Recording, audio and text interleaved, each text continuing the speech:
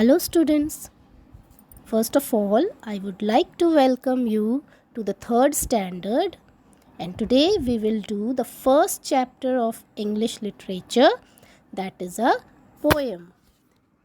It is a poem, Limericks. Okay, now Limericks is a poem that is based on nonsense. Okay, nonsense means वो poems जो कुछ ज़्यादा sense नहीं बनाते हैं, but the words used in this poem are rhyming words. Okay, जो words इनमें use किए जाते हैं वो राइम करते हैं, लेकिन वो कुछ ज़्यादा सेंस या मीनिंगफुल नहीं होते हैं. Okay, now let us start. And who wrote these limericks? ये जो हम लोग 3 लिमरिक्स इस पोएम में पढ़ेंगे, ये लिमरिक्स किन्होंने लिखे हैं? ये एडवर्ड लेयर ने, यानी कि who is the poet here? The poet is Edward layer. Edward layer was an English poet who wrote many nonsense poems. Okay, Edward layer जो थे वो कैसे पोएट थे? वो एक ऐसे इंग्लिश पोएट थे जो नॉनसेंस पोएम्स लिखते थे, यानी कि जो ह्यूमरस, जिनको पढ़कर हंसी आती थी. ओके, हंसी मजाक वाली पोएम्स लिखते थे जो मीनिंगफुल नहीं होते थे, लेकिन उनको पढ़ेंगे तो फिर बहुत ह्यूमरस लगते थे. These poems often made up words that have no real meaning. और ऐसी जो नॉनसेंस या ह्यूमरस पोएम्स होती थी ना, उनका रियल मीनिंग नहीं होता था. ये कुछ भी मॉरल नहीं देते थे, या फिर ये कुछ भी मीनिंगफुल नहीं होता था इनमें. He also wrote several limericks. Edward Lear ने लिमरिक्स भी लिखे. What is a limerick? A limerick is a funny poem consisting of 5 lines. Okay, limerick क्या होती हैं? वो ऐसी पोएम होती हैं जिनमें हर स्टेंजा में 5 लाइन्स होती हैं. ओके, ऐसी लिमरिक्स में हर स्टेंजा जो होता है वो 5 लाइन्स का होता है. Okay, see the first one. देखिए, फर्स्ट स्टेंजा के लाइन्स काउंट कीजिए, दे आर 5.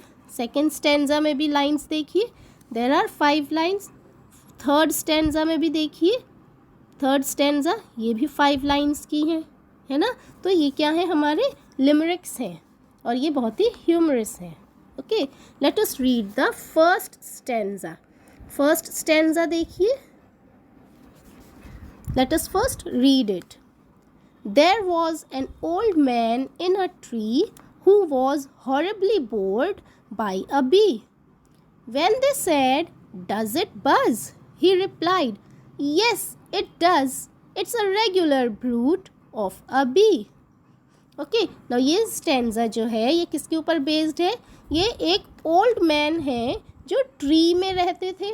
ओके, सी आपने पिक्चर में भी देखिए, एक ओल्ड मैन जो है वो ट्री के ऊपर बैठे हैं, वो ट्री के ऊपर रहते थे, और वो उस ट्री में जो एक बी थी ना, उससे बहुत ही बोर हो गए थे. उस ट्री में एक बी आती थी, वो उससे बहुत ही बोर हो गए थे. और जब उनसे पूछा जाता था कि क्या वो बी बज़ करती है, ऑब्वियसली आपने हनी बीज को देखा, वो हमेशा बज़ करती हैं, बजिंग आवाज़ आती रहती है उनके पास से, है ना. तो उनसे सब लोग पूछते थे कि क्या वो बी बज़ करती है, तो वो बहुत ही परेशान से बोलते थे कि येस इट डज़. ओके, कहते थे हाँ वो बज़ करती है. It's a regular brute of a bee. और क्या कहते हैं कि ये जो है बजिंग, ये बीज की बहुत ही इरिटेटिंग आदत है. ओके,